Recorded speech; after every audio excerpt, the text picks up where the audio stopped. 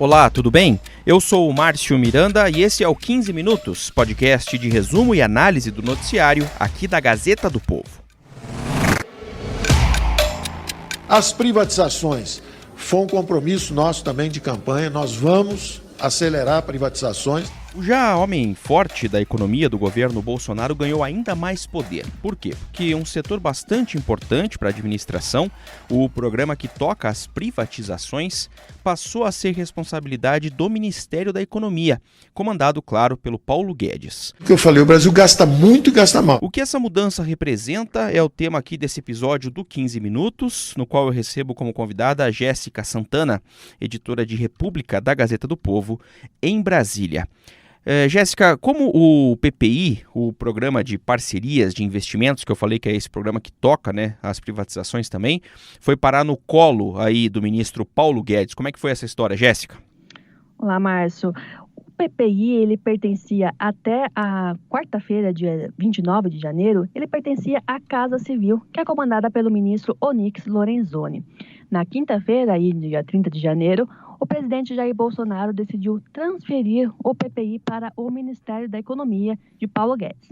E Bolsonaro decidiu por essa mudança para tentar encerrar de vez a crise provocada pelo uso de um avião da FAB por Vicente Santini, que era secretário executivo da Casa Civil e ocupava interinamente, o comando da pasta durante as férias aí do ministro Onyx. E para lembrar aí o ouvinte, sobre o que é essa crise, que o Santini ele usou o avião da FAB para ir de Davos, na Suíça, onde acontecia o Fórum Econômico Mundial, para a Índia, onde que o presidente Bolsonaro aí liderou uma comitiva para se reunir com o presidente Diano e outras autoridades e empresários. E Santini, ali na condição de ministro interino, ele foi o único que usou um avião da FAB para isso, Os demais ministros do governo, eles foram de voo comercial. Olha, o que ele fez não é ilegal, mas é completamente imoral. Isso acabou causando aí uma crise interna dentro do governo, porque usar um avião da FAB custa muito dinheiro e somente ele teve esse privilégio. Então, para acabar com essa crise, o presidente Bolsonaro decidiu exonerar o Santini. Ele também, na quinta-feira, dia 30 de janeiro, ele anunciou o esvaziamento da Casa Civil, tirando dela o PPI, um dos principais programas do governo, Para lembrar, Márcio, o PPI é o responsável aí por gerir as concessões e privatizações do governo Bolsonaro. Pois é, e esse episódio também, claro, representa aí um certo esvaziamento, do próprio ministro Onyx Lorenzoni. A política do governo Jair Bolsonaro, ela é objetiva.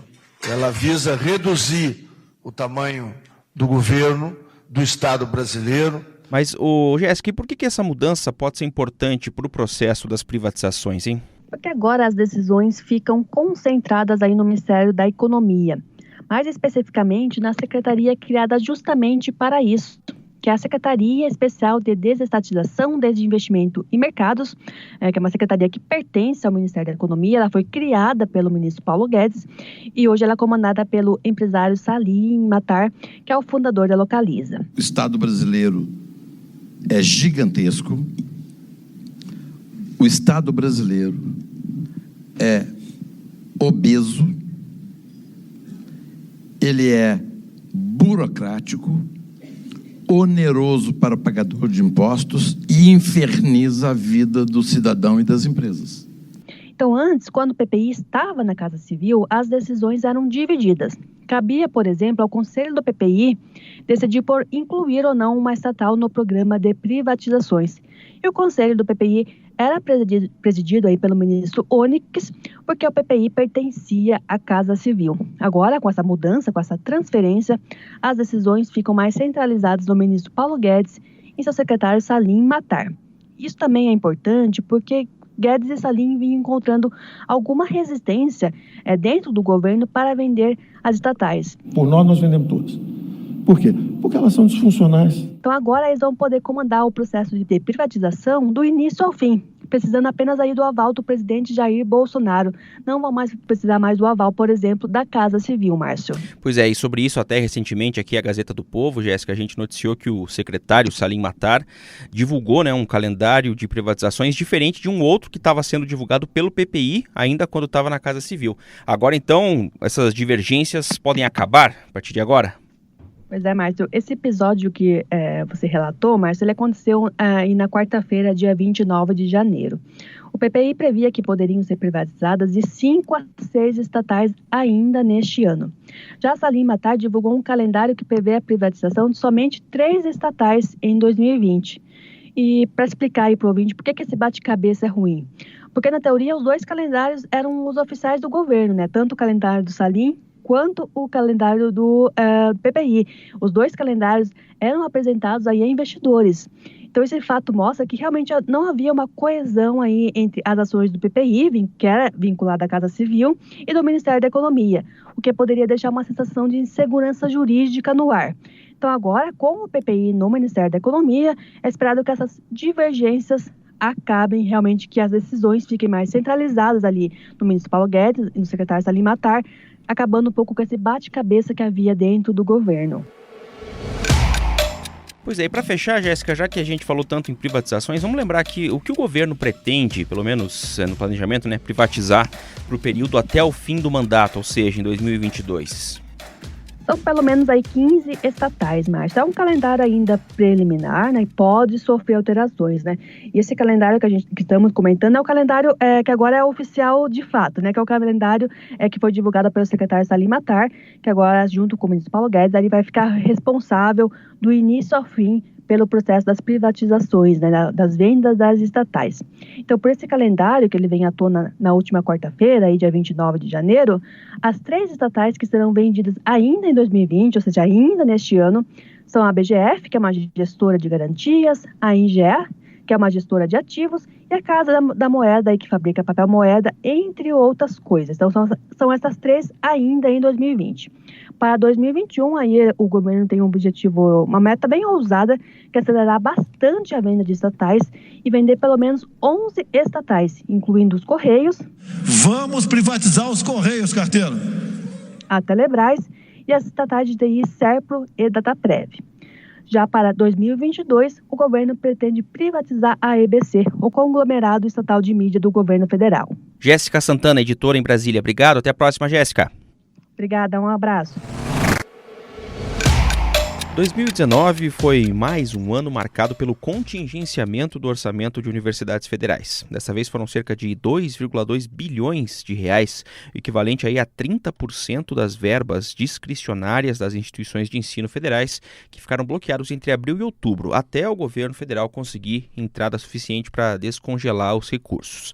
Pois é, em outros países, para não depender exclusivamente de repasses do governo, universidades, por exemplo, norte-americanas e europeias, têm nos fundos de endowment, as doações, né, uma importante fonte de recursos. Mas doações de ex-alunos ou da comunidade próxima à universidade ainda são novidade aqui no Brasil. E o repórter Roger Pereira, que assina reportagem sobre isso na Gazeta do Povo, é meu convidado aqui no 15 Minutos exatamente para falar sobre esse tema. E muita gente que imagina até que nem sabe que existe essa possibilidade de doações, né, para universidades aqui no Brasil. Para começar, Roger, como é que funciona em outros países essa questão da doação de recursos para universidades?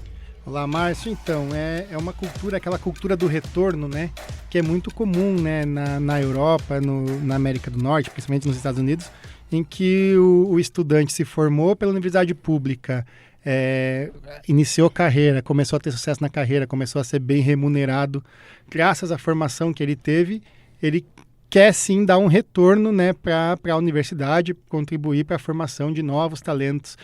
E a gente tem, Harvard, por exemplo, é o principal exemplo disso, eles têm lá um fundo de endowment de 40 bilhões de dólares. Olha só. Então pense, Márcio, né, se eles aplicam na poupança, rendendo 0,5% ao mês aí, eles têm, só com o que rende as doações, né, dos ex-alunos e outras pessoas que possam querer doar, mas só com o que rende essas doações, eles têm 200 milhões de dólares por mês para aplicar em projetos da universidade. Né? Olha só.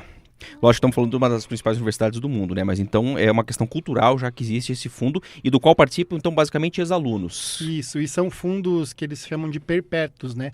O dinheiro doado não é utilizado, só vai sendo acumulado pelo crescimento do fundo. Daí tem uma gestão que aplica esse recurso, né, em algum tipo de investimento e só o lucro real desse investimento pode ser aplicado em projetos da universidade. Então esses 40 bilhões de Harvard vão continuar crescendo com mais doações. Esses 40 milhões estão lá para sempre, né? E o lucro vai sendo usado. E quanto mais doação vier, o fundo vai crescendo. Bom, essa é a realidade que a gente está trazendo então de Harvard, né? E outras universidades também têm fundos, claro, com valores menores, mas com essa questão cultural. Como é que, aqui no Brasil, como é que funciona isso? Tem alguma lei específica sobre isso? Ou não sei se exatamente lei, mas existe essa prática em algum lugar, pelo menos, Roger?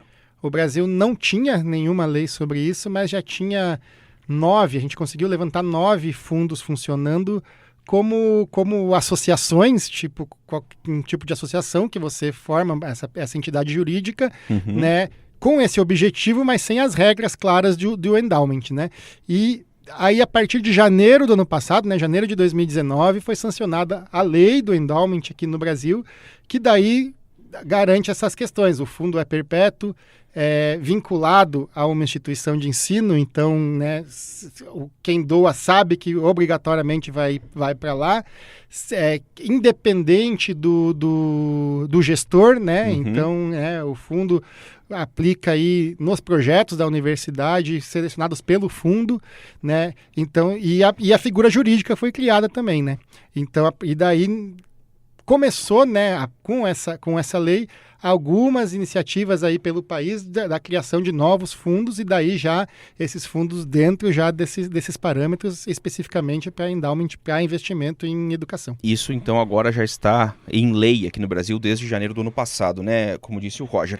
Mas você apresenta nessa reportagem que você assina sobre o tema na Gazeta, Roger, um exemplo de um fundo que já existe e que até existia antes exatamente dessa normatização que veio com a lei no ano passado, né? Isso, é o caso de maior sucesso, né, aqui no Brasil, é dos amigos da Poli, né, que são ex-alunos da Escola Politécnica da Universidade de São Paulo, né, da USP, que já tem um fundo consolidado lá já há mais de 10 anos, com 30 milhões, né, veja, os 40 bilhões de Harvard, mas com 30 milhões, né, já de doação arrecadada, e eles têm 4.500 pessoas diferentes doaram para o fundo, e que na contagem dele que representa 17% dos ex-alunos vivos já estão entre os doadores do fundo, né? Então é um negócio que vai crescendo, e daí eles funcionam como associação, né? Fundado antes da regra, antes da lei, então com uma regra própria, diferente. Eles selecionam os projetos, né? E eles abrem editais mostrando quanto de recurso tem disponível esse ano, e os alunos, professores interessados apresentam seus projetos, geralmente projetos de extensão ou de desenvolvimento de produtos dentro da universidade, que daí são selecionados pelo edital, pelos critérios deles para receber o recurso. Esse é do fundo, então, dos amigos da Poli, né? Isso, lá da USP. Poli. Tem um detalhe, né, Roger, que envolve aí quem faz a doação, se existe algum tipo de benefício, algum incentivo fiscal, eventualmente, para quem doa para esses fundos aqui no Brasil. Isso está previsto na legislação ou não? Não. Essa é a principal crítica, né, das pessoas envolvidas com os fundos na lei que foi aprovada. Tinha um artigo prevendo incentivos fiscais e isenção de imposto para os fundos, né? Mas esse artigo foi vetado na sanção da lei. E isso para eles é a principal diferença entre por que o americano, por exemplo, doa tanto, né, e quer fazer parte da vida da sua comunidade, da vida acadêmica, e o brasileiro não. Eles acham que o brasileiro tem sim essa cultura de doar, tem sim o interesse em ajudar a universidade pela qual se formou, principalmente, mas aqui não há nenhum incentivo, e não há nenhum incentivo nas duas partes, né? Lá nos Estados Unidos, por exemplo, o doador tem isenção de imposto sobre esse recurso doado, né? No imposto de renda, por exemplo, essa parte vai para doação. Igual aqui tem, a gente pode fazer doações para entidades, né? De caridade e tal. E aqui não, e aqui não tem. E além disso, os fundos têm que pagar o imposto sobre doação recebida, né? Nós temos um imposto no Brasil sobre doação e herança, e os fundos têm que pagar. Não ficaram isentos nessa legislação. Não ficaram isentos. E pela natureza do fundo dele ser perpétuo e não poder mexer no recurso doado, eles têm que tirar esse dinheiro de outro lugar para pagar. Então, o pessoal, nessa reportagem que a gente fez, estava contando que criam o fundo e depois eles têm que fazer vaquinhas virtuais entre eles para pagar o imposto. Daí fica um pouco mais difícil de você estimular isso, talvez seja um entrave mesmo para que isso seja mais comum aqui no Brasil. Né? Esse eles apontam como grande entrave, tipo, a lei veio ajudar, tem vários movimentos, diz que no Rio Grande do Sul também estão tentando criar o endowment da Universidade Federal, Mas para se atrair doador ainda está muito difícil, porque não se vê vantagem, não se vê incentivo. Às vezes a pessoa quer até fazer uma doação, vai doar para uma instituição na qual ele vai ter o benefício no imposto de renda, por exemplo, escolhe não doar para a universidade e doar em outro lugar. Legal. Mais detalhes então nessa reportagem completa aí do Roger Pereira na Gazeta do Povo. Obrigado, Roger. Até a próxima. Obrigado, Márcio. Até.